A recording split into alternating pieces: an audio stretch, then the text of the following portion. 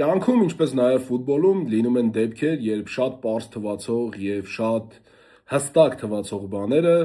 չեն կատարվում և կատարվում են այնպիսի բաներ, որ փոխում են և կյանքի քո պատմությունը, և ֆուտբոլի պատմությունը։ Ողջույն ընկերներ, ձեզ հետ է նորից Վակ Սպորտի Վահագն Ամիրջանյանը և ես եկել եմ քննարկելու Չեմպիոնների լիգայի քառորդ եզրափակչի առաջին խաղերը։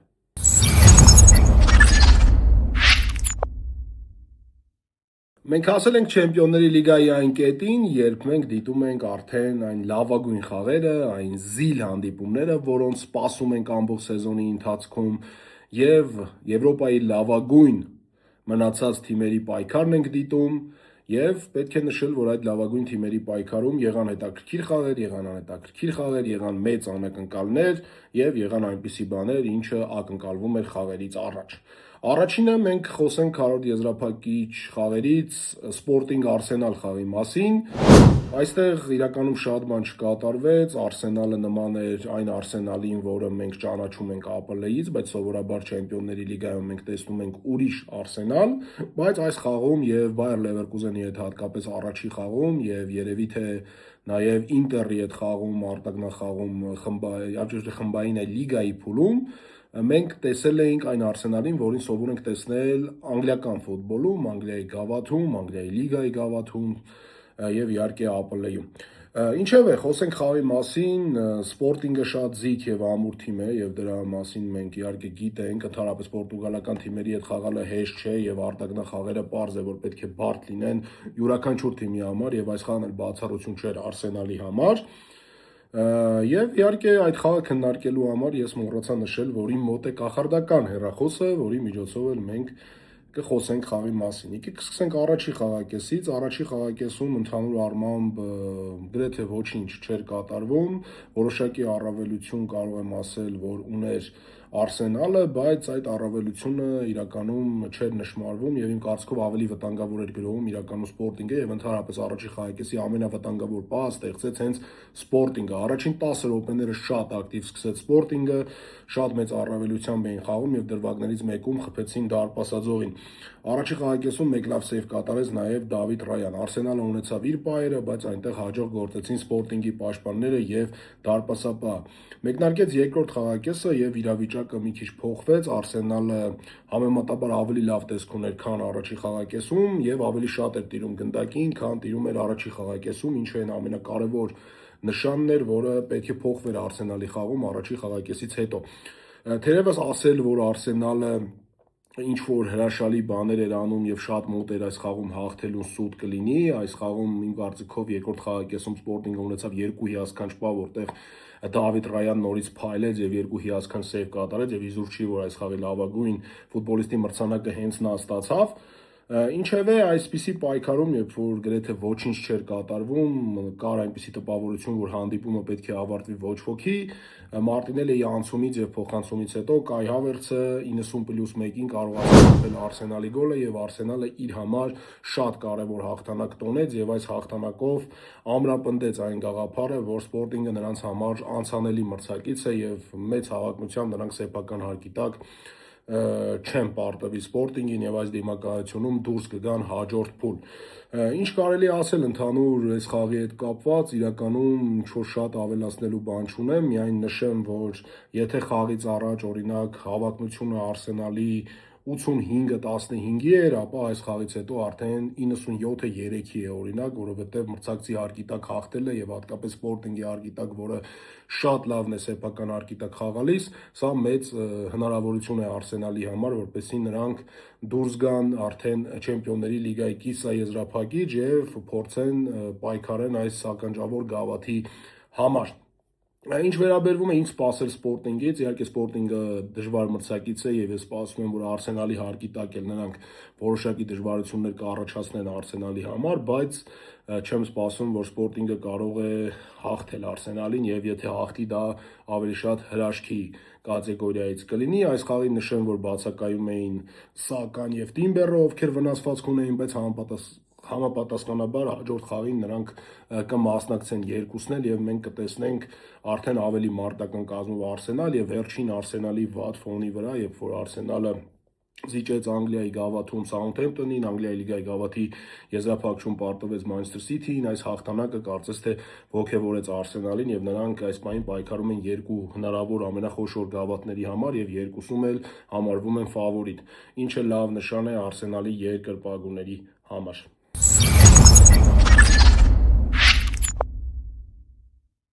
Հանդիպումը, որի մասին ցանկանում եմ խոսել, իմ կարծիքով քառորդ եզրափակիչ լավագույն հանդիպումն էր առաջի խաղերի միջև, ընդհանրապես եվրոպական կլասիկոն, որին ես անվանել եմ այս խաղին 1 վերնագրով, անռեալիզացիա, որովհետև երկու թիմերն էլ հսկայական պահեր ունեին գոլեր խփելու, բայց այդ հնարավորությունները մսխում էին 2-1, ավելի շատ իմ կարծիքով մսխեց Ռեալ Մադրիդը, թերևս Բավարիան եւս լիքը հնարավորություններ ուներ, որոնք չօգտագործեց։ Եկեք սկսենք խաղի սկզբից, խաղի մեկնարկում Բավարիան շատ մեծ առավելությամբ սկսեց խաղը եւ տիրում էր գնդակին, ճնշում էր Ռեալին, Ռեալը պաշտպանվում էր եւ փորձում էր հակագրոների միջոցով ինչ-որ բան առաջարկել, բայց շատ արագ գնդակը վերադարձնում էր Բավարիան պրեսինգ եւ հակապրեսինգ մոդելով։ Միանգամից նշեմ, որ խաղից առաջ արդեն պարզ էր դարձել, որ Հարի Քեյնը խաղալու էր եւ Հարի Քեյնը մեկնարկային կազմում էր, ասել, որ այս խաղում լավ տպավորություն թողեց Հարի Քեյնը սուտ կլինի, բայց անգամ չխաղալով այն ֆուտբոլը, որը մենք սովոր ենք դիտել իրենից, կարողացավ գոլ խփել այս խաղում, բայց դրան դեռևս կանդրադառնանք։ Ռեալից իհարկե բացակայում էր Տիբո Կուրտուան, ինչը լուրջ կորուստ է ներկայիս Ռեալ Մադրիդի համար եւ այդ կորուստը իհարկե չէր կարող իր տեղը չթողնել այս խաղում եւ իմ կարծիքով թողեց, որի մասին եւս կխոսեմ, այո, խաղի առաջին 10-15 րոպեները անցան Բավարիայի առավելությամբ եւ այդ հենց առաջին իսկ րոպեին այնտեղ Պիտարչը շատ անփույթ գնդակը հեռացրեց եւ Լայմերը կարող էր միանգամից գոլ խփել, շատ հարմար դիրքից հարվածեց, բայց օդ հարվածեց եւ եւս մեկ շատ վտանգավոր պահ եղավ անկյունային, ոչ թե անկյունային, այլ տուգանային խաղարկումից հետո Հարի Քեյնի փոխանցումից հետո Ուպամեկանոն շատ մոտ էր գնդակն ուղարկելու Ռեալ Մադրիդի դարպասը, բայց գնդակը լավ չդիպավ ոտքին եւ Կարերասը կարողացավ գնդակը հեռացնել դարպասային գծի վրայից եւ փրկեց Ռեալ Մադրիդին։ Այս սրանից հետո մի քիչ խաղը փոխվեց, մի քիչ ավելի ուրիշ պատկեր մենք սկսեցինք տեսնել, Ռեալ Մադրիդը սկսեց ավելի վստահ խաղալ եւ սկսեց ունենալ իր վտանգավոր գրոները, հակագրոնները եւ մեկը մեկի հետևից լավ հնարավորություններ ունեցան Վինիսիուս Ջունիորը, Կիլիան Մբապեն, բայց երկու դեպքում էլ ֆանտաստիկ խաղաց Մանուել Նոյերը։ Այդ ընթացքում իհարկե Բավարիան եւս ինչ-որ փորձեր ունենում էր եւ հիմնական սրությունը Բավարիայի գալիս էր Օլիսեից, ով ֆանտաստիկ հանդիպում անցկացրեց եւ ուղղակի տոտալ ջախջախեց Ալվարո Կարերասին, ընդհանրապես Ալվարո Կարերասը այս խաղի դաժան ձախողումն էր, այսպես կարող եմ ասել Ռեալ Մադրիդի համար, այո, նա մի հատ շատ դրական բան արեց, դարպասային գծի վրայից գնդակը հանեց խաղի սկզբում, բայց դրանից հետո Ալվարո Կարերասը բացի վնասից ոչինչ չէր կարողանում տալ Ռեալ Մադրիդին, անընդհատ պարտվում էր Օլիսեի հետ պայքարներում, անընդհատ նրան Օլիսեն երեխայի նման շրջանցում էր եւ ոչ մի հնարավորություն չէր տալիս, այստեղ եւս մեկ անգամ հսկայական կերպով զգացվեց Ֆերլան Մենդիի բացակայությունը, որովհետև Մենդին այսպիսի խաղերում իհարկե թույլ չէր տա, որպեսզի իրեն այդքան շրջանցեն։ Ես գրեթե համոզված եմ, որ եթե լիներ Ֆերլան Մենդին, կարող էր Ռեալի համար ավելի լավ լինել, որովհետև Բավարիայի հիմնական սրությունը հենց գալիս էր Օլիսեի եզրից, Օլիսեն անում էր այն, ինչ ուզում էր։ Առաջին գոլը եկավ սխալից, դաշտի կենտրոնում Վինիսիուսը սխալ փոխանցում կատարեց, այնտեղ գնդակը դիպավ Օլիսեի ձեռքին, բայց ձեռքը բնական դիրքում էր եւ դա չէր կարող ձեռք համարվել, ինչից հետո շատ արագ Բավարիան խաղարկեց, այդտեղ թերացան Ռեալի կիսապաշտպանները եւ ընդհանրապես Ռեալի կիսապաշտպաններից լավ տպավորություն թողեց այս խաղում միայն Արդա Գյուլերը, իսկ Ֆեդե Վալվերդեն ուղղակի այս սխեմայում Մբապեի վերադարձից հետո չգիտեր թե ինչ պարտականություն պետք է կատարեր, որովհետև երբ արժև էր գնում այնտեղ հայտնվում էր Մբապեն եւ չէր կարողանում այդ դիրքում իր տեղը գտնել, այսինքն Մբապեն խանգարում էր նրա առաջ խաղացումներին, իսկ հետևում չգիտեր թե ում փոխարեն հասցներ աչպաշտպան Ալեքսանդր Արնոլդի, որը իրականում վատ տպավորություն չթողեց այս խաղում Չուամենիի, թե չգիտեմ, մյուս կիսապաշտպանների, որոնք ավելի դաժան գործերով էին զբաղված, օրինակ Տիագո Պիտարչը, որը շատ էր վազում, բայց շատ անհաջող էր խաղում եւ դաշտի կենտրոնում երիտասարդ կիսապաշտպանին ուղղակի կերել էր Բավարիայի կիսապաշտպանողական եռյակը, այնտեղ Կիմիխը շատ լավ հանդիպում անցկացրեց, Պավլովիչը շատ լավ հանդիպում անցկացրեց, ընդհանրապես Բավարիան որպես թիմ շատ լավ տպավորություն թողեց, նաեւ շատ լավ տպավորություն թողեց Գնաբրին, որը 10 համարի դիրքում էր խաղում եւ շատ ակտիվ էր եւ շատ էր կարողանում ճնշել Ռեալի հենակետային գոտում խաղացող Չուամենիին, որի խաղը այդքան էլ չստացվեց այս խաղում։ Եվ ինչից եկավ այդ գոլը եկավ Դիասի գոլը, դա եղավ խաղի խաղի մի վայրկյան 41-րդ րոպեին եւ սրանից հետո այո Ռեալի մոտ ինչ որ շոկ սկսեց, որովհետեւ մինչեւ այդ պահը կարծես թե ամեն ինչ ընթանում էր այն սցենարով, որ Ռեալը ցանկանում էր, արդեն փոխել էր խաղի լոգիկան, շատ վտանգավոր հակագրոներ էր ունենում եւ Բավարիան չուներ այն խաղային առավելությունը, ինչը ուներ խաղի առաջին 15 րոպեներին, բայց Ռեալը չօգտագործեց իր պահերը, անհատ ֆուտբոլիստները չօգտագործեցին, ֆանտաստիկ խաղաց Նոյերը եւ ի վերջո առաջի խաղակեսն ավարտվեց 1-0 հաշվով, թերևս 1-0-ից հետո Բավարիան շատ ակտիվ էր եւ կարող էր իրականում էլի պայեր ստեղծել։ Մեկնարկեց երկրորդ խաղակեսը եւ միանգամից ես սպասում էի փոփոխությունների, հատկապես ես սպասում էի, որ հնարավոր է Կարերասը փոխարինվի կամ եւ Պիտարչը պետք է միանգամից իմ կարծիքով փոխարինվեին, բայց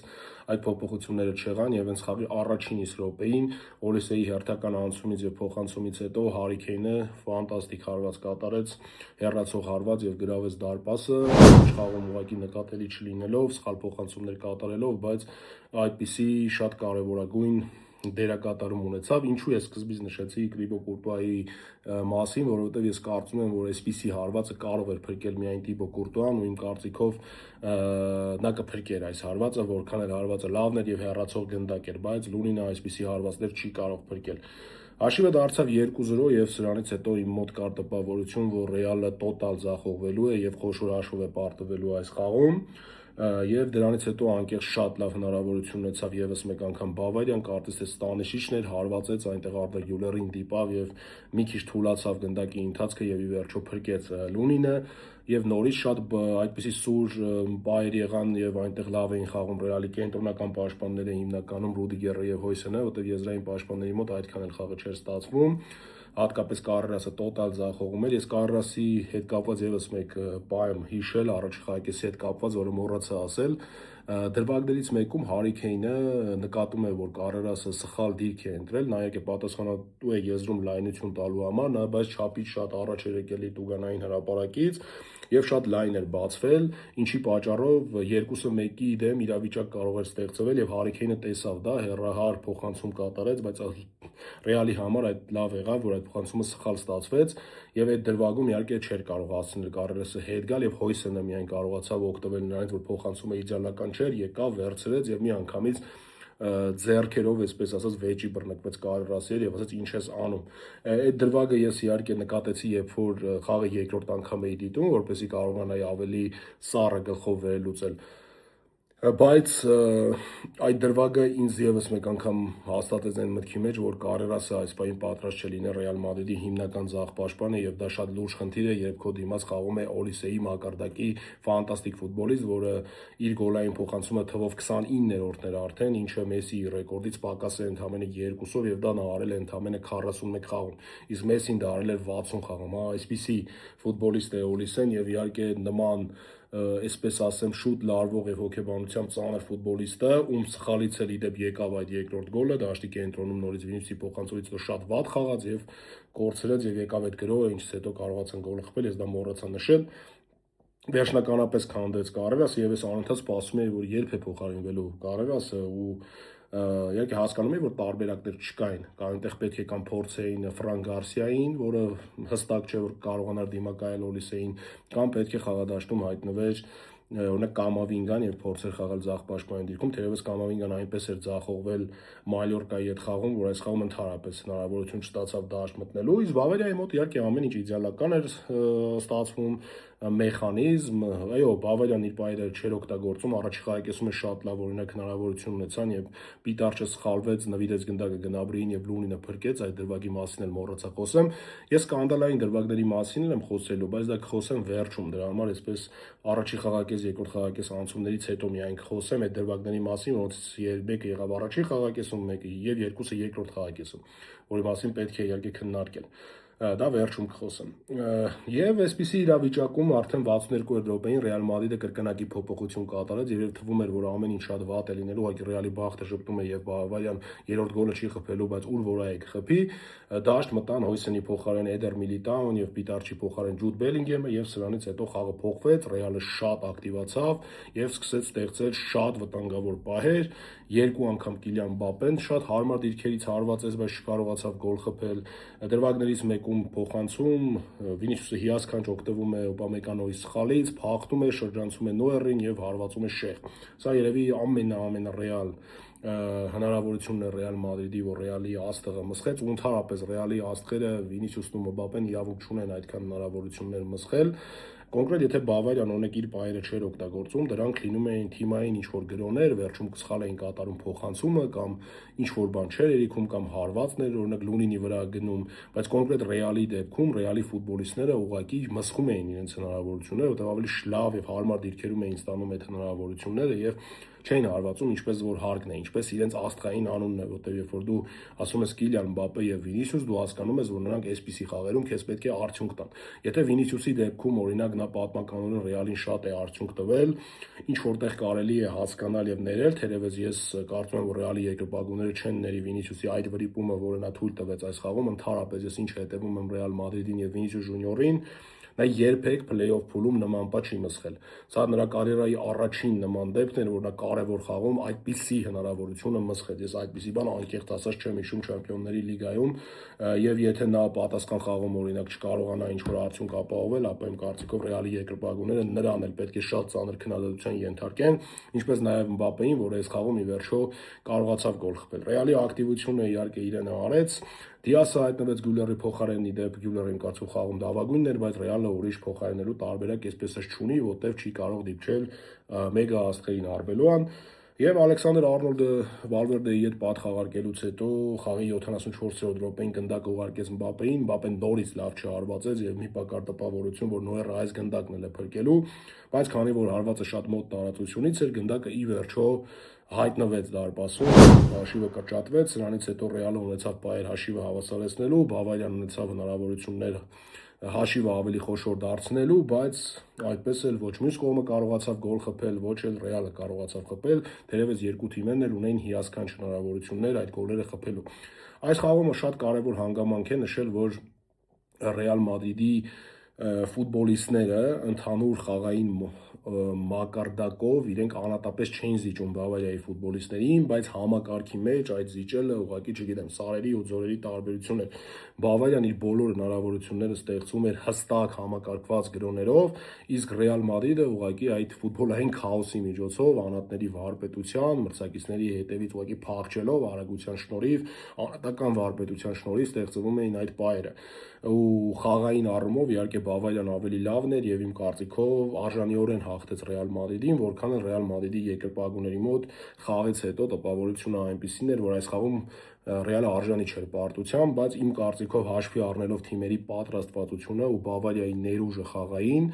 Բավարիան արժանի էր։ Ռեալը պարտվեց միայն մեկ պատճառով, որովհետև Ռեալի ուժեղ կողմը միշտ այսպիսի խաղերում եղել է այն, որ եթե նրանք համակարգային թիմին զիջել են գնդակի տիրապետման խաղով, նրանց անհատները օգտագործել են հնարավոր գրեթե բոլոր պահերը, բայց այս անգամ Ռեալի ռեալիզացիան խայտառակ իրավիճակում էր գտնվում եւ այդ անռեալիզացիա վերնագիրը ես իզուր չեմ դրել, որովհետեւ այս խաղում Բավարիան կարող էր խփել 5-6 գոլ, Ռեալը կարող էր խփել 4-5 գոլ ու ընդհանրապես եթե նայում եք մեծ շանսերի հնարավորություններով ըստ տարբեր ծրագրերի Ռեալը ունեցել է 4 մեծ գոլային հնարավորություն, իսկ Բավարիան 3։ Դերևս իմ կարծիքով դրանք ավելի շատ էին այս խաղում, ուղղակի կան պայեր, որ չեն հաշվում մեծ հնարավորություններ հաշվում են, որ արդեն հաստատ պետք է գոլ լինի, այսպես ասած, այդպես են դիտարկում ծրագրերը։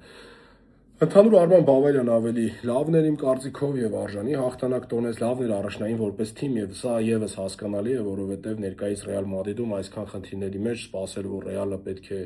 ավելի լավը լինի որպես համակարգ, քան այս հղկված Բավարիան, իհարկե դա երազների շարքից է։ Ռեալի հաջողությունը միայն կարող է լինել անհատների կողմից, որոնք չարդարացրեցին այս խաղում, եւ սա կարող եմ ասել Ռեալի հետ կապված։ Հիմա անդրադառնանք բոլոր այն սկանդալային դրվագների մասին, որոնք դուք ինձ գրել եք, որոնք անverջ ես ստանում եմ հաղորդագրությունը, ես անկեղծ տանել չեմ կարող, որ հիասքանչ ֆուտբոլից հետո, երբ որ երկու թիմեր ֆանտաստիկ խաղ են խաղացել, ստեղծել են լիքը պայեր, եղել են գեղեցիկ գոլեր եւ մենք դնում ենք ու քննարկում ենք մրցավարությունը, բայց ես ստիպված եմ անդրադառնալ այդ դրվագներին։ Առաջի խաղակեսում 1-0-ի ժամանակ Վինիսիուս Ժունիորը տուգանային հրապարակում անցման գնաց եւ Օպամեկանոն հստակ գնդակին խաղալու փոխարեն հարվածեց Վինիսիուսի ոտքին եւ իմ կարծիքով դա կարող էր շատ հանգիստ լինել 11 մետրանոց, բայց մրցավարը այդտեղ դիտարկեց, այսպես ասած, on նշան հպում։ Երբ որ ես իմ Telegram-յան ալիքում խոսում էի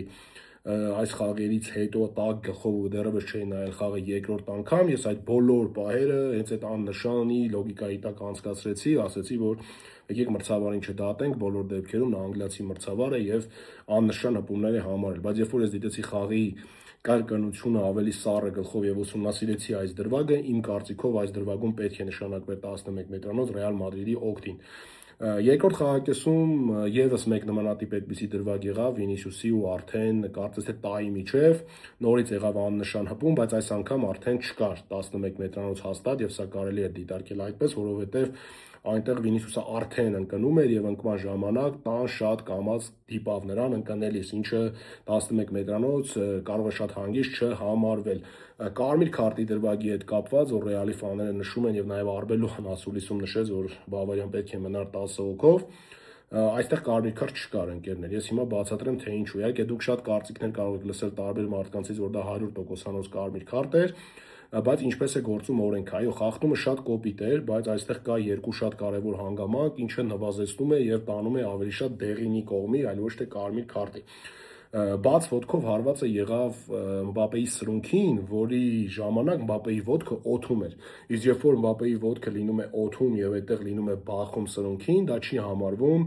շատ վտանգավոր եւ ուղիղ միտումնավոր հարված նրա ոտքին։ Եթե ոտքը չլիներ օդում, այո, այդ դեպքում կարող է դիտարկվել կարմիր քարտ, բայց այս դեպքում չի համարվում, որ այդ խախտումը շատ կոպիտ է, որովհետեւ եղել է օդում ու եղել է, այսպես ասած, պատահական։ Պատահականության սկզբունքն է այստեղ առաջ գալի ու չեն նայում կոպտության չափը ու նաև դիտարկում են, որ այստեղ դա այնպես է եղել, որ փախցնելու տարբերակ ուղղակի չուներ։ Այդպես ստացվեց, նա ուղղակի իներցիայի տակ օդում ոտքին Մբապեի, երբ որ նա գնում էր դեպի գնդակը, կպավ Մբապեի սրունքին։ Եվ այս դեպքում այո շատ կոպիտ խախտում է, բայց սա դեղին քարտ է ըստ օրենքով եւ այստեղ կարմիր քարտ չպետք է լիներ եւ մրցավարը այստեղ ճիշտ էր վարվել։ Եվ վերջին դրվագը խաղի վերջին րոպեին Օլիսեի հետ կապված առաջին տպավորությունը այդ բանին այնպեսին էր, որ այնտեղ ուղղակի հրեց Կարերասը, բայց դա այսպես ասած անգլիական ֆուտբոլին հատուկ ուղղակի պայքար դիտարկեց մրցավարը, բայց երբ ես նայում էի խաղի կրկնությունը, այդտեղ ոչ միայն հրեց, այլ նաև ոտքով դիպավ Օլիսեին, այսինքն դա եւս պետք է լիներ 11 մետրանոց եւ այդտեղ եւս պետք է մրցավարը վառը կանչեր եւ նշանակեր, բայց ինչու չկանչեց վառը, ահա սա այդ մրցավարական այն մանր գաղտնիքներից է, որոնք սովորաբար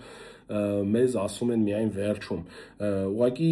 գլխավոր մրցավար Մայքլ Օլիվերը այնքան վստահ ցույց տվեց, որ այդտեղ չկա 11 մետրանոց, որ անգամ վառում երևի չստուգեցին այդ դրվագը, որտեղ նա հենց շատ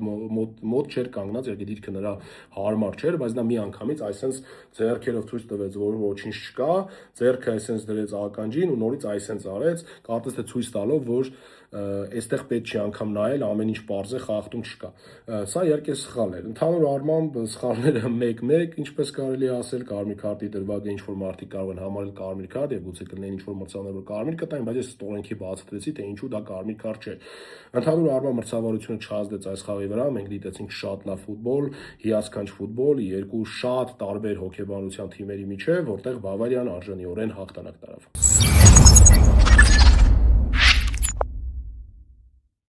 Ես այս տեսանյութում որոշել եմ գրել Լիվերպուլի մարզաշապիկ, ինձ համար շատ հարազատ մարզաշապիկ այն առումով, որ իմ հետևում Ժոտայի անունն է, ցավոք սրտի Լիվերպուլը պարտվեց եւ չանցկացրեց այն հանդիպումը, որը կցանկանային Լիվերպուլի երկրպագուները, բայց այս թիմը իհարկե հենց նրանով է յուրահատուկ եւ այս թիմի երկրպագուները հենց նրանով են յուրահատուկ եւ հենց ընդհանրապես այս թիմի երգը խոսում է նրա մասին, որ դու երբեք միայնակ չես քայլի, հենց այսպիսի պայերի մասին, որ թիմը ինչքան էլ ծանր իրավիճակում լինի, մեկ է Լիվերպուլի երկրպագուները միշտ լինելու են թիմի կողքին եւ միշտ քայլելու են թիմի հետ։ Հիմա խոսենք խաղի մասին, որտեղ Paris Saint-Germain-ը ուղղակի շատ ուժեղ էր Լիվերպուլից եւ կարող էր հաղթել շատ խոշոր հաշվով, բայց ես ուզում եմ մի քիչ շատ հետաքրքիր մի անդրադարձ կատարել, որը գուցե շատ խիզախ հնչի, բայց իմ կարծիքով Paris Saint-Germain-ը այս խաղում մինչև խաղա վերջը չէր խաղում իր ամբողջ ներուժով։ Ես մտածում եմ, որ Paris Saint-Germain-ը ուղղակի կարգով էր խաղում եւ այնքան վստահ էր, որ կարող է Լիվերպուլին ներկայիս Լիվերպուլին հանգիստ հաղթել, որ նրանք ուղղակի կարգով հանգիստ շարժում էին գնդակը, մրցակցին ոչ մի հնարավորություն չէին տալիս եւ դա ընդհանրապես հստակ ցույց է տալիս վիճակագրությունը, Լիվերպուլը այստեղ չէ եկել հաղթելու համար, Լիվերպուլը այստեղ եկել էր ուղղակի իմ կարծիքով խոշոր հաշվով չպարտվելու հնարավորության դեպքում ոչ ոքի անելու համար եւ Էնֆիլդ գնալ այն հույսով, որ կկարողանա այստեղ մաքսիմալ, եթե անգամ պարտվի, քիչ հաշվով պարտվի, որպեսզի Էնֆիլդում կարողանա ինչ-որ բան անել։ Դա խոսում էր արդեն նաև մեկնարկային կազմի մասին, որ առաջին անգամ էր սլոթը օգտագործում, այնտեղ 5 պաշտպան, 2 հենակետային եւ 3 ֆուտբոլիստեր առաջ քաշված, որոնցից մեկը Սոբոսլայը այս խաղում էր 10 համարի դիրքում, իսկ հարձակման կրակագծում խաղում էր Էկիտիկեն, որը ձախողեց այս հանդիպումը ամբողջությամբ, բայց անգամ այդ 5 պաշտպանները չօգնեցին Լիվերպուլին, որպեսզի իրենք կարողանան անել այն, ինչը Լիվերպուլի երկրպագուները գուցե հույս ունեին։ Իհարկե, ես շատ Լիվերպուլի երկրպագուների հետ եմ խոսել եւ նրանցից շատերը արդեն խաղից առաջ սպասում էին, որ այս խաղում Լիվերպուլը պարտվելու է եւ միակ բանը, որ նրանք ասում էին, որ մենք կուզենք, որ գոնե խոշոր հաշվով չպարտվենք, հատկապես գավաթային Սիթիի պարտությունից հետո եւ այո, այդ խոշոր հաշիվը չեղավ։ Առաջին գոլը իրականում այդքան էլ անհրաժեշտ գոլ չէր, որը բաց թողեց Լիվերպուլը։ Դուեի հարվածից հետո այնտեղ եւ կար իմ կարծիքով դարպասապայի սխալ եւ անդրադարձը շատ հաջող ստացվեց եւ խաղի 11-րդ րոպեին բացեց հաշիվը Դուեն։ Այս խաղակեսում Պարիս Սեն-Ժերմենը եւս 2-3 հնարավորություն ուներ գոլ խփելու, բայց չկարողացավ խփել։ Ընդհանրապես Լիվերպուլը ոչ առաջին խաղակեսում հարված կատարեց, ոչ երկրորդ խաղակեսում հարված կատարել եւ այսպես ուզում եմ հիշել արդյոք Լիվերպուլը այս խաղում ունեցավ վտանգավոր պա եւ չեմ կարողանում հիշել, այնտեղ մեկ հարված եմ հիշում Էկիտիկեի, որ բարձր հարվածեց մի դիրքում, որտեղ եզասիրություն արեց, բայց դա համարել վտանգավոր պա չեմ կարող։ Ընդհանուր առմամբ արդեն առաջին խաղակեսը կարող էր ավարտվել 2-3-0 հաշվով, բայց միայն մեկ գոլով բավարարվեց Պարիս Սեն-Ժերմենը։ Երկրորդ խաղակեսում Ժոաու Նևեշի հիասքանչ փոխանցումից հետո Խվիչա Կվարացխելիան ոչ պակաս հիաշկած անցում կատարեց եւ հաշիվը դարձրեց 2-0 եւ միջև այս պահը էլի Պարիս Սեն-Ժերմենը չէր խաղում այն ներուժով, որ կարող էր, չէր միացնում այն արագությունները, որը կարող էր միացնել, ու սա ինձ համար հստակ էր։ Չգիտեմ, գուցե իմ հետ ինչ-որ մարդիկ համաձայն չեն լինի Պարիս Սեն-Ժերմենի երկրպագուները, համաձայն չեն լինի Լիվերպուլի երկրպագուները, բայց ես կարծում եմ, որ Պարիս Սեն-Ժերմենը իր ներուժը եւ իր արագությունները միացրեց միայն խաղավերջում, որպեսզի փորձի խոշոր հաշվով հաղթել, բայց չստացվեց։ Ինչևէ, պետք է նշել, որ շատ ուշացան նաև սլոտի փոփոխությունները եւ եղան շատ միանգամից, ընդհանրապես չխաղաց Մոհամեդ Սալահը այս խաղում։ Խաղի 78-րդ րոպեին միանգամից 4 փոփոխություն կատարեց սլոտը, Ռոբերտսոնը հայտնվեց Կերկեզի փոխարեն, որը կարծես թե վնասված ստացավ, Գակպոն հայտնվեց Վիրցի փոխարեն, Իսակը վերջապես վերադարձավ խաղադաշտ Էկիտիկեի փոխարեն եւ Ջոնսը մտավ դաշտ Սոբոսլայի փոխարեն։ Իհարկե մտած ֆուտբոլիստները ոչ մի բանով աչքի չկան եւ կար ընդհանրապես տպավորություն, որ Լիվերպուլը ամեն ինչ անում է, որպեսզի այստեղից հեռանա 2-0 հաշվով, նրանք ընդհանրապես չէին մտածում առաջ գնալու մասին, իսկ Պարիս Սեն-Ժերմենը այս րոպեից հետո տեմպը բարձրացրեց, ստեղծեց 2-3 հիասքանչ հնարավորություն, մի դրվագում Դեմբելեն հարվածեց դարպասաձողին, մի նրվագում Նունո Մենդեշ ուղղակի վատ դիպավ գնդակին, թե չէ այնտեղ ուղղակի չգիտեմ, ֆանտաստիկ հնարավորություն էր գոլ խփելու եւ այդ պահը շատ ծիծաղելի է, որ դիտենք այդ կրկնապատկերը, թե ինչպես է Նունո Մենդեշի դեպքի արտահայտությունը փոխվում, երբ նա չի կարողանում գնդակը հարմար կասեցնել եւ հարվածել եւ հաշիվը դարձնել 3-0 եւ այնտեղ եւս մեկ բան ուներ, կարծես թե Լիկանինը, եթե չեմ սխալվում, Խվիչայի փոխանցումից հետո այդքան էլ լավ չգործեց եւ ընդհանուր առմամբ այն նպատակը, որը Պարիս Սեն-Ժերմենը դրել էր իր դիմաց խաղի վերջում եւ տվել էր այն արագությունները, որոնք հատուկ են Պարիս Սեն-Ժերմենին, մենք տեսանք միայն խաղավերջում եւ այդ ժամանակ Պարիս Սեն-Ժերմենը չհասավ իր նպատակին եւ չկարողացավ խփել երրորդ գոլը, ինչը իրենք շատ էին ցանկանում անել, ու Լիվերպուլը կարելի է ասել սլոտի միակ, այսպես ասած, հաղթանակն էր Էնրիկեի նկատմամբ, որ նա չպարտվեց շատ խոշոր հաշվով։ Իհարկե ցավալի է, որ մենք այսպես ենք խոսում, բայց փաստ է, որ Լիվերպուլը ուղղակի տոտալ ձախողվեց բոլոր առումներով այս խաղում, ընդհանրապես չխաղաց հաղթանակի համար։ Ես չեմ հիշում վիճակագրությունը ասեցի թե չէ Լիվերպուլի, բայց Լիվերպուլը ամբողջ խաղում կատարել է ընդամենը 3 հարված եւ դրանցից ոչ մեկը դիպուկ չի եղել, իսկ գնդակի հարաբերակցությունը ամբողջ խաղում եղել է 74-26-ի, սա ուղղակի հասկանում եք, թե ինչ դոմինացիա է։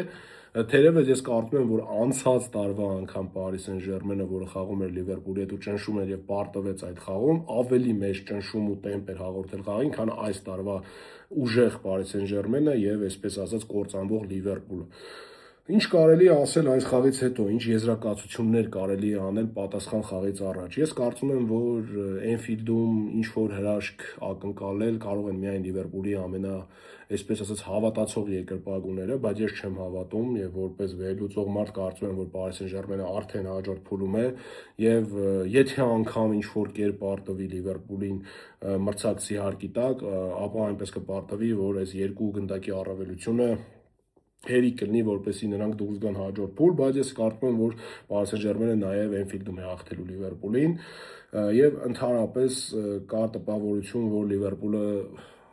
այս տարի պետք է միայն փորձի լինել APL-ի հնգյակում, որպեսզի մյուս տարի մասնակցի Չեմպիոնների լիգային, որտեղ ամեն ինչ արդեն կորած է թվում եւ ոչ մի բան հետ չես բերի։ Թերևս Լիվերպուլը այն թիմն է, որ միշտ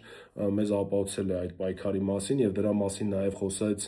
Սլոտը անմիջապես խաղից հետո մամուլի ասուլիսում, նշեց, որ ես դիտում էի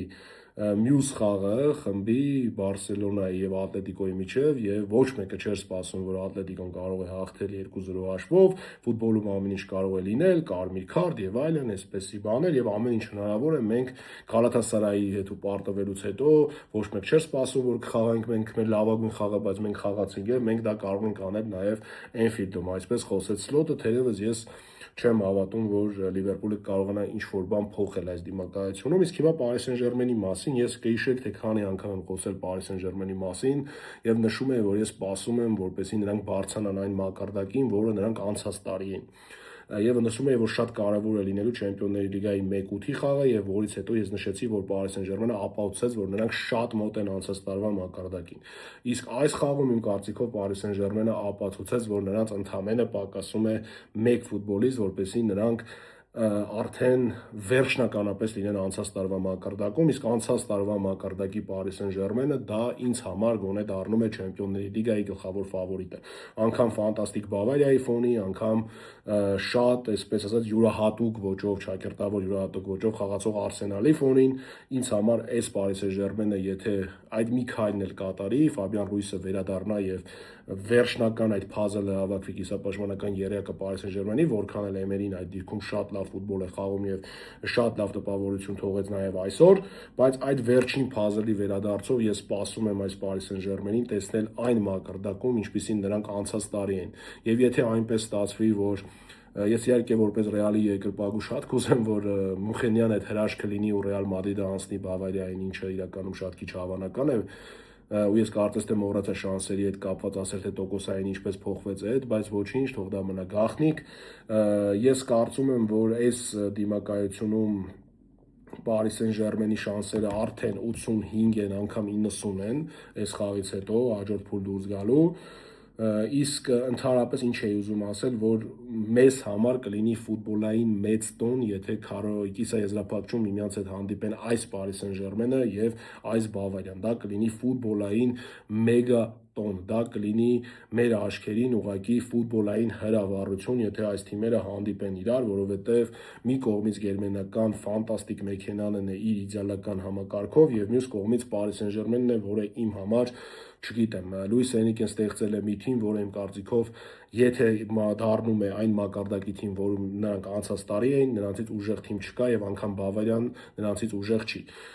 Եվ նրանք ամենաուժեղն են։ Սա իմ կարծիքն է Paris Saint-Germain-ի հետ կապված եւ ես կարծում եմ, որ Paris Saint-Germain-ը շատ մոտ է այդ կետին հասնելու, նա գրեթե այդ կետում է եւ մեզ շատ հետաքրքիր է լինելու հետագայում արդեն կիսաեզրափակում, կապ չունի, թեկուզ եթե Ռեալը կատարի այդ Մունխենյան հրաշքը, շատ հետաքրքիր է լինելու Paris Saint-Germain-ին տեսնել Չեմպիոնների լիգայի կիսաեզրափակում։ Այնպեսի տպավորություն է, որ ես Լիվերպուլի մառաշապիկով նստած իհարկե այսպես ուղղակի թաղում եմ Լիվերպուլին, բայց իրոք որպես վերլուծող չեմ հավատում, որ Լիվերպուլը կարող է ինչ-որ բան փոխել եւ ես գիտեմ, որ նաեւ Գևը չի հավատում, որ Լիվերպուլը կարող է ինչ-որ բան փոխել, իմ ընկեր Արշակը, որ Լիվերպուլի ֆան է, էլի չի հավատում, ոչ մեկ ուղղակի չի հավատում, որ Լիվերպուլը կարող է փոխել։ Եկեք կասեք, որ ֆաները պետք է միջև վերջ հավատան, այո, հոգու խորքում նրանք գուցե երբ որ նստում են երկրպագելու, այդ պայն հավատում են։ Իմ մոտ էլ է այդպես լինում, երբ որ ես գիտեմ, որ շանսերը քիչ են, բայց հոգու խորքում կա ինչ-որ մի բան, որ քո մեջ ասում է, որ դու պետք է հավատաս եւ չմոռանանք նորից Լիվերպուլի հայտնի երգը, դու երբեք չես քայլի միայնակ եւ տեսնենք թե Լիվերպուլը կանի հրաշք պատասխան խաղում, թե ոչ։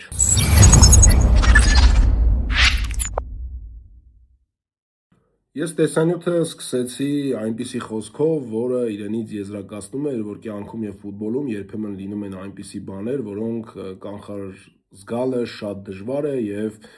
դրանք փոխում են պատմությունը ֆուտբոլի, փոխում են կյանքի պատմությունը եւ ահա այդպիսի մի խաղ էր վերջին հանդիպումը, որի մասին պետք է խոսենք, Բարսելոնա Ատլետիկո Մադրիդ։ Այս խաղի մասին ես կարծում եմ մի քիչ երկար կխոսեմ, որովհետեւ այստեղ իմ կարծիքով կան բաներ, որոնց մասին պետք է անպայման անդրադառնալ ու հատկապես պետք է անդրադառնալ այն առումով, որովհետև Ֆլիկը իմ կարծիքով այսօր որոշակի առումով պարտվեց Սիմեոնեին ու ես հիմա կնշեմ, թե ինչու եմ կարծում, որ նա պարտվեց, իմ կարծիքով նա սխալ մեկնարկային կազմ ընտրեց, սկսենք հենց դրանից, անցած խաղում, երբ որ չկար Ռաֆինյան եւ խաղը Ատլետիկո Մադրիդի հարկի տակ էր, այո, շատ ռոտացված կազմ էր առաջարկել այդ խաղին Ատլետիկո Մադրիդը, բայց այդ խաղում արդեն երևաց, թե ինչի հաշվին կարող է Բարսելոնան լրացնել Ռաֆինյայի բացակայությունը, ով մեկնարկում է Բարսելոնայի պրեսինգը։ Այդ խաղում միաժամանակ դաշտում եւ Ֆերմինն էր, եւ Օլմոն էր, իհարկե կային կարծիքը, որ այս երկու ֆուտբոլիստները իրար հետ վատ են խաղում, բայց այդ խաղում մի հետաքրքիր լուծում էր գտել, Ֆերմինը հայտնվում էր կեղծ, առանց կենտրոնական հարձակվողի էր խաղում, այսպես ասած, իսկ այս խաղում խաղում էր Լևանդովսկիով, եւ այդ կեղծ 9 համարի պարտականություն կատարող Ֆերմինը նաև կարողանում էր կատարել 10 համարի պարտականություն, իսկ Օլմոն այսպես ասած կիսա 10 համարի պարտականություն էր կատարում եւ միաժամանակ օգնում էր Ռեշֆորդին եզրում, որը շատ լայնությամբ էր բացվում ու պրեսինգ մոդելը սկսում է իրենց այդ երկու ֆուտբոլիստները, այսինքն Ռաֆինյայի փոխարեն որ մենակ է կատարում այդ պրեսինգ գործողությունները, դա կատարում էր միաժամանակ երկու ֆուտբոլիստներ անցած խաղում Լա Լիգայի, բայց այս խաղում նա ընտրել էր առանց Ֆերմինի մեկնարկային կազմ եւ Լևանդովսկիով մեկնարկային կազմ ու այդ պրեսինգ մոդելը չէր աշխատում, որովհետեւ Ռեշֆորդը մենակ չէր կարողանում կատարել իսկ այդ պրեսինգը այնպես ինչպես որ հարկն է, իսկ իր հերթին Օլմոն ավելի շատ դիտարկվում էր որպես 10 համար, ավելի շատ օգնում էր կիսապաշտպաններին եւ չէր հասցնում այդ պրեսինգը սկսել Ռեշֆորդի հետ, այսինքն պրեսինգ մոդելը Բարսելոնայի թուլացել էր։ Ասել, որ Բարսելոնան ուներ շատ մեծ առավելություն մինչև կարմիր քարտը, իհարկե սուտ կլինի, Բարսելոնան չուներ մեծ առավելություն, բայց ավելի լավ էր խաղում, ավելի սուր էր գրովում, հիմնականում Ռեշֆորդի եւ Յամալի միջոցով, թերևս Ռեշֆորդը իմ կարծիքով ձախողեց խաղը, չօգտագործեց այն բոլոր հնարավորությունները, որոնք ուներ նա ամենալավ հնարավորությունները, իսկ Յամալի մոտ ինչ որ բան պակասում էր։ Նրա անցումները ստացվում էին, բայց այդ վերջին փոխանցումը, վերջին հարվածը ոչ մի կերպ չէր ստացվում եւ առաջի խաղակեսում, եւ երկրորդ խաղակեսում Եվ հենց առաջին իսպահը, որը շատ վտանգավոր եղավ, հենց Ռեշֆորդը չկարողացավ իրացնել, շատ հարմար դիրքում, պրեսինգի են եզակի դեպքերից, երբ որ Բարսելոնան շատ հաջող պրեսինգ կատարեց եւ այդ հաջող պրեսինգից հետո խլեց գնդակը, Յամալը փոխանցեց Ռեշֆորդին եւ շատ հարմար դիրքից Ռեշֆորդը շատ վատ հարված կատարեց եւ Մուսոն փրկեց։ Այդ դրվագից հետո Ատլետիկոն պատասխանեց իր պահով, որը չեմ ասի թե շատ վտանգավոր էր, բայց սուր էր եւ Հետո եղավ այն ինչ որ եղավ այն դաժան իրավիճակը, որը Բարսելոնային կարծես թե տարիներով, այսպես ասած, տանջում է, այսպես տարիներով կարծես թե անեծք է արդեն դարձել, որ այսպեսի պատասխանատու պահին Բարսելոնայի կենտրոնական պաշտպանները պետք է ստանան կարմիր քարտ։ Ու այդ կարմիր քարտը եղավ, բայց մինչև այդ կարմիր քարտին անդրադառնալը ես ուզում եմ անդրադառնալ Կոկեին, որը խաղի 31-րդ րոպեին ստացավ արժանի դեղին քարտ եւ դրանից հետո ընդամենը 5-6 րոպե հետո նորից խախտեց կանոնները այս անգամ Յամալի հետ եւ գուցե այդտեղ մրցավարը կարող էր իմ կարծիքով շատ ցանկանալու դեպքում եւ ընդհանրապես եթե նայենք 4 օրենքով այդ խախտումը կարելի է դիտարկել դեղին քարտի խախտում եւ մի անգամից տալ նաեւ երկրորդ խախտումը երկրորդ դեղինը երկրորդ խախտման համար կոկեի եւ գուցե հեռացնել բայց այսպիսի դեպքերում իհարկե շատ դեպքերում ներում են եւ այս անգամ ներեց այսպես ասած երկու խախտման համար մի անգամից երկու դեղինով չպատժեց եւ կոկին կարմիր քարտ ստացավ բայց կարծում եմ որ կարող էր դա լինել եւ այս հանգամանքը պետք է պարտադիր նշել, որովհետեւ եթե ես սա չնշեմ, հետո Բարսելոնայի երկրպագուների մոտ հարց կառաջանա, թե ինչու դրա մասին չեմ խոսում մինչեւ կարմիր քարտը։ Իսկ ես միշտ գիտեք, որ փորձում եմ խոսել ամեն ինչի մասին, ինչ կատարվել է, բոլոր այն հարցերի, բոլոր այն հուզող թեմաների մասին, որին մենք սպասում ենք։ Ընդհանուր առմամբ Սիմեոնեն շատ լավ հասկացել է ընդհանրապես ինչպես է գրովում Բարսելոնան եզրերում, ինչ վտանգ կա Յամալից, դրա համար նրան հսկում էին 3-4 ֆուտբոլիստ, Ռեշֆորդը համեմատաբար ավելի շատ էր ազատություն ստանում, բայց նրան էր հիմնականում հսկում էին երկու ֆուտբոլիստներ, Դրա համար հիմնական ուսումնասիրությունը գալիս էր ավելի շատ Ռեշվորդից, որովհետև մեծ ուշադրությունը Յամալի վրա էր եւ Յամալին ինչքան հնարավոր է փորձում էին կասեցնել, թերևս Յամալը շատ դեպքերում 2-3 հոգու շրջանցում էր, բայց հետո ինչ որ բան չէր երեքում կամ շատ էր տարվում անհատական խաղով կամ փոխանցում էր կատարում կամ հարվածը չէր ստացվում։ Ի վերջո եղավ այդ 44-րդ րոպեին Կուբարսիի խախտումը, որը իհարկե 100%-անոց կարմիր քարտ է, սկզբից դեղին եղավ, հետո վառով դիտարկեցին եւ տվեցին այդ կարմիր քարտը, չարաբաստիկ իհարկե կարմիր քարտ եւ ինչ կարող է ավելի վատ լինել, երբ այդ կարմիրը դու ստանում ես վերջին հույսի խախտման, որպեսզի քո թիմը գոլ բաց չթողնի, բայց ավելի լավ է քո թիմը գոլ բաց թողնի եւ հենց մի անգամից այդ կարմիր քարտից հետո հենց այդ վաստակված Լուգանայինից Խուլիան Ալվարեսը գոլ է խփում։ Դառնում ուղղակի կրկնակի գլխացավանք ու պատիժ Բարսելոնայի համար։ Ֆանտաստիկ գոլ է խփում Խուլիան Ալվարեսը խաղի 45-րդ րոպեին Տուգանային հարվածից, հաշիվը բացում է եւ առաջին խաղակեսը ավարտվում է։ Այստեղ մի հատ հետաքրքիր հանգաման կա, որի մասին ես նաեւ ուզում եմ խոսել։ Խաղի 31-րդ րոպեին Հանցկոն վնասված ստացավ կենտրոնական պաշտպան Ատլետիկո Մադրիդից եւ նրան փոխարինեց Պուբիլը, որը 45+1-ին դեղին քարտ ստացավ եւ նա հաջորդ խաղը բաց է թողնելու, որովհետեւ նա դեղին քարտ ուներ։ Այսինքն կենտրոնական պաշտպանի ընտրության առումով Ատլետիկոն հնարավոր է, որ իր երկու հիմնական կենտրոնական պաշտպաններին չունենա։ Գուցե միջև այդ կվերադառնա Խիմենեսը, որը վնասվածք ունի, եւ այնտեղ կա նաեւ Լանգլեի տարբերակը, ինչը կարող է Ատլետիկոյի համար ինչ որ խնդիր դառնալ հետագայում։ Սա եւս կարեւոր է նշելը։ Մեկնարկեց երկրորդ խաղակեսը եւ ես իհարկե սպասում էի, որ Ատլետիկոն տենց շատ մեծ ռիսկի չի դիմի, բայց որ նորից խաղապաշտպանությունից այդքան հետ քաշված եւ ավելի շատ կփորձի դիմակայել Բարսելոնային, ես դրան չէի սպասում։ Եղավ երկու փոփոխություն, Պետրիի փոխարեն խաղադաշտում հայտնվեց Գավին եւ Լևանդովսկիի փոխարեն հայտնվեց Ֆերմինը, կարծես թե իր սխալը ինչ որ ձև հասկացավ Ֆլիկը, թերևս այստեղ ավելի շատ գուցե դա պայմանավորված էր նրանով, որ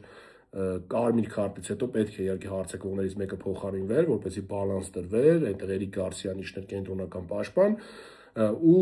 այս բալանսը պետք է գտնվեր իհարկե Լևանդովսկիին փոխարինելով, որտեղ Լևանդովսկիի խաղը ընդհանրապես չէր ստացվում, նա արդեն տարիքով մեծ է եւ այսպիսի խաղերի համար, երբ որ թիմը 10 հոգով է, իհարկե Լևանդովսկին կարող է վնասել թիմին իր ոչ անհրաժեշտ տեղաշարժերով, իսկ Արագաշած Ռեշվորդը եւ երիտասարդ Յամալը, որը եւ պաշտպանվում էր եւ առաջ է շարժվում, ավելի օգուտ կտան թիմին։ Պետրիի փոխարինումը իհարկե զարմացրեց, անակնկալ էր, բայց հետո խաղից հետո Ֆլիկը ասաց, որ Պետրին ուներ որոշակի խնդիրներ եւ հուսանք, որ այդ որոշակի խնդիրները չեն դառնա պրոբլեմ, որովհետեւ ամեն անգամ, երբ որ Բարսելոնայի մարզիչը ասում է ֆուտբոլիստը ունի թեթև խնդիրներ, հետո իսպանական մամուլը գրում է, չէ, ոչ մի լուրջ բան չկա, մաքսիմում մեկ խաղ բաց կթողնի, հետո բարձրվում է, որ լուրջ վնասվածք է եղել, հուսանք այդ դեպքը չի լինի, որովհետեւ Պետրիի կարգի ֆուտբոլիստները պետք է միշտ պատրաստ լինեն ու խաղան։ Հայտնվեցին Գավին ու Ֆերմինը, Բարսելոնան նորից ուներ խաղային առավելություն, նորից գործում էր առաջին համարով, նորից փորձում էր ստեղծել պայեր, բայց Ատլետիկոն լավ էր պաշտպանվում, ամենավտանգավոր պահը, որ ստեղծեց Բարսելոնան, դա եղավ այն դրվագերը Ռեշվորդը մեն-մենակ հայտնվեց, շրջանցեց դարպասապային եւ շատ սուր անկյուն գնաց եւ շեղ հարվածեց եւ չկարողացավ գրավել դարպասը, բայց ուրիշը տենց շատ վտանգավոր պահ չեմ հիշում, այնտեղ եղավ մի դրվագ, որը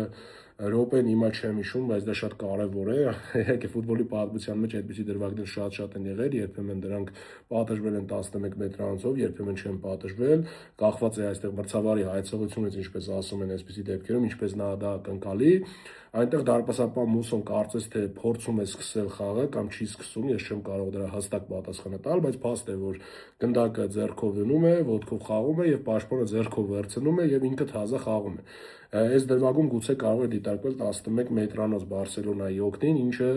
չդիտարկվեց, բայց կարող էր դիտարկվել իմ կարծիքով, ու այստեղ էլի գալիս է գոնե վառը կարող էր ինչ-որ կերպ միջամտել այս դրվագին, բայց երբ մրցավարը դա չի նկատում, երբ որ եզրային մրցավարը դա չի նկատում, երևի այս դեպքում վառը ուղղակի անգամ չէր մտածում, որ կարող է այդպիսի բան լինել եւ հետո դնել այդ կրկնապատկերը նայել ու դիտարկել։ Ես այսպես կբացատրեմ այս իրավիճակը եւ այստեղ ավելի շատ մեղավոր են եզրային մրցավարն ու հիմնական մրցավարը, որոնք իրենք պետք է տեսնեն այդպիսի մանր սխալները, որոնք համաշխարհային ֆուտբոլում բացառիկ դեպքերում են լինում, բայց դինում են ու երբեմն բերում են 11 մետրանոց թիմի դարպասին։ Ինչ էի ուզում ասել։ Չեղավ այդ 11 մետրանոցը, ինչը Բարսելոնայի համար կարող էր հույս լինել եւ Բարսելոնան կարծես դա 1-0-ի ժամանակ էր, եթե չեմ սխալվում, այլ ոչ թե 2-0-ի ժամանակ, գուցե սխալվում եմ։ Եվ ի վերջո եղավ նաեւ երկրորդ գոլը, Ատլետիկոն ընդհանրապես գրեթե ոչինչ չէր առաջարկում, բայց գերոներից մեկում Սորլոտը, որը Լուկմանի փոխարեն խաղադաշտում հայտնվեց 60-րդ րոպեին, ընդհանրապես վերջին 3 տարում Բարսելոնային ամենաշատ գոլ խփած երկրորդ ֆուտբոլիստն է Սորլոտը, սա թվով իր 7-րդ գոլն էր, որը նա խփեց, նրանից ավել խփել է միայն Կիլիան Մբապեն 8 գոլ եւ 6 գոլ խփել է Վինիսիուսը։ Իդեպ եւս մեկ հետաքրքիր վիճակագրություն, որի մասին մոռացա ասել, Կուբարսիի կարմիր քարտից հետո Կուբարսին 19 տարեկանում Չեմպիոնների լիգայում ստացավ իր երկրորդ կարմիրը եւ հետաքրքիր է, որ Պեպեն Ռեալ Մադրիդի ընդամենը 2 կարմիր քարտ է ստացել Չեմպիոնների լիգայում, իսկ Կուբարսին արդեն հասցրեց հավասարվել նրան, գուցե ուզում է գնալ լեգենդար պաշտպանների հետևից կարմիր քարտների առումով, իսպանացի, տեսնենք։ Ատլետիկոն խփեց երկրորդ գոլը, Բարսելոնան ինչ-որ փորձեր արեց իրականում հաշիվը փոխելու, բայց այդ բոլոր փորձերը ապարդյուն էին, Ատլետիկոն լավ պաշտպանվեց եւ կարողացավ պահել երկու գնդակի առավելությունը եւ ինչ կարելի է եզրակացնել։ Եթե խաղից առաջ այո Բարսելոնան ֆավորիտ էր, բայց Ռաֆինյայի վնասվածքից հետո իրավիճակը փոխվեց զուտ այնքանով, որ տոկոսային մի քիչ Ատլետիկոյի շանսերը բարձրացան, բայց Բարսելոնան էլի շարունակում էր մնալ ֆավորիտ, ապա այս խաղից հետո ես չեմ ասի, թե պետք է թաղել Բարսելոնային եւ ասել վերջ Ատլետիկոն հաջորդ փուլում է, բայց Բարսելոնայի գործերը շատ դժվարացավ եւ հիմա արդեն այս դիմակայության ֆավորիտը դարձավ Ատլետիկոն, որովհետեւ Մետրոպոլիտանոյում մենք հասկանում ենք, որ լրիվ ուրիշ պատկեր է լինելու, լրիվ ուրիշ խաղ է լինելու եւ հեշտ չի լինելու։ Եթե այս խաղը այո լիներ Մետրոպոլիտանոյում, Բարսելոնան սեփական հարկի տակ իհարկե կարող էր քամբեքել։ Մենք տեսել ենք, թե 4-0-ից հետո Բարսելոնան ինչ խաղ կարող է խաղալ եւ հաղթել 3-0 հաշվով եւ շատ մոտ լինել 4-րդ գոլին։ Բայց այս դեպքում, երբ որ Մետրոպոլիտանոյում մենք գիտենք այնտեղի ճնշումը, մենք գիտենք այնտեղի հոգեբանությունը, մենք գիտենք նաեւ այդ անիծյալ վիճակագրությունը Չեմպիոնների լիգայում, որը չի խոսում Բարսելոնայի օգտին, պատմականորեն Չեմպիոնների լիգայում սա երրորդ դիմակայությունն է Բարսելոնայի եւ Ատլետիկոյի եւ նախորդ երկուսում անցել է Ատլետիկո Մադրիդը, այդպես է ստացվել ու հիմա էլ այս խաղից հետո շատ մեծ հայտ ներկայացրեց Ատլետիկո Մադրիդը, որ կարողանա նորից անցնել կիսա եզրափակիչ, որտեղ իհարկե հավանաբար իր մրցակիցը կլինի Արսենալը։ Ամեն դեպքում, եթե օրինակ ես Paris Saint-Germain Liverpool դիմակայությունից հետո 2-0-ից հետո ասում եմ, որ Liverpool-ը շանսեր չունի, այստեղ ես կարծում եմ, որ Բարսելոնան շանսեր ունի։ Այո, Ռաֆինյան նորից չի լինելու, Սանկ Պետրի հետ ամեն ինչ կարգին կլինի, արդեն հավանաբար կվերադառնա նաև Ֆրենկի Դե Յոնգը, ինչը շատ կարևոր ֆուտբոլիստ է Բարսելոնայի համար։ Չի լինի իհարկե Կուբարսին, ինչը կորուստ կլինի եւ կենտրոնական պաշտպանների զույգում իհարկե այնտեղ Մարտիների Գարսիա տարբերակը կա, Արաուխոն դժվար թե խաղա, այսպիսի տարբերակ կա, տեսնենք թե այդ զույգը ինչ կասի ու Ատլետիկոն պետք է ինձ կարծիքով չփորձի անցյալի սխալները կատարել եւ կարծում եմ չի փորձի, որովհետեւ Սիմեոնեն ինչքան շատ է խաղում Ֆլիկի Բարսելոնայի հետ, այնքան ավելի շատ է սկսում հասկանալ Ֆլիկի Բարսելոնայի դեմ խաղալու ճանապարհը, որովհետեւ եթե անցած խաղերում նա Բարսելոնայի հարկի տակ շատ էր սեղմվում դարպասի մեջ եւ պրեսինգ մոդելից չէր կարողանում ավելի լավ դուրս գալ, ապա արդեն մենք տեսանք, որ Camp Nou-ում Ատլետիկոն սովորել է, թե ինչպես պետք է խաղալ այդ պրեսինգի դեմ, շատ խիզախ եւ շատ ճիշտ փոխանցումներով կարողանում էին եզերով կտրել Բարսելոնայի պաշտպանությունը եւ բացի դրանից ավելի հաջող են սկսել պաշտպանվել Լամին Յամալի դեմ, ինչը շատ կարևոր հանգամանք է։ Այո, դա անում են 3-4 ֆուտբոլիստներով, բայց անում են, ինչը կարևոր է։ Իսկ Բարսելոնայից իհարկե սպասում եմ ինչ-որ պատմական, ինչ-որ խաղ իրականում Մետրոպոլիտանոյում, կարծում եմ, որ արդեն ֆավորիտը Ատլետիկոն է, երևի այսպես ասեմ 70-30-ի Էսպանիան Ատլետիկո Մադրիդի կողմ է ամեն ինչ տանում, բայց ես չեմ բացառում Բարսելոնայի հաջորդ փուլ անցնելը։ Տեսնենք ինչ կլինի մեկ շաբաթ հետո, արդեն այդ ժամանակ իհարկե մենք կհանդիպենք եւ միասին կքննարկենք պատասխան խաղերը։ Առաջին տպավորությունը առաջի խաղերից հետո հետեւյալն է, որ կանցնի Բավարիան, կանցնի Paris Saint-Germain-ը, կանցնի Արսենալը եւ կանցնի Ատլետիկո Մադրիդը, բայց պատասխան խաղերից հետո մենք կտեսնենք ինչքանով իրականություն դարձավ այդ պատկերը, որը թվում էր առաջին խաղերից հետո, գուցե ինչ-որ բաներ փոխվեն։ Ինձ մնում է միայն հիշեցնել, որ չմոռանաք միանալ իմ YouTube-յան ալիքին, որտեղ մենք գնալով աճում ենք եւ ակտիվանում ենք։ Այս շաբաթ արդեն իմ երկրորդ տեսանյութն է սա, եթե չեք դիտել այն մի տեսանյութը Թոփինգ լիգաների հետ կապված անպայման դա էլ կվերանայեք մինչև այս տեսանյութը նայել, թերևս երբ որ դիտեք այս տեսանյութը միայն այս ժամանակ կլսեք այս խոսքերը եւ հետո պետք է վերանայեք ավելի ճիշտ։ Չմոռանաք ինձ հետևել նաև իմ մյուս սոցիալական կայքերում, որտեղ ես շատ ակտիվ եմ, համապատասխանաբար Telegram-ում, TikTok-ում եւ Instagram-ում։ Լավ մնացեք, կհանդիպենք արդեն Top 5 լիգաների խաղերից հետո տեսանյութով, հետո եւ իհարկե դրանից հետո էլ արդեն Չեմպիոնների լիգայի խաղերից հետո կլինի մյուս տեսանյութը Չեմպիոնների լիգայի քառորդ եզրափակչի պատասխան խաղերի մասին։ Լավ մնացեք, կհանդիպենք։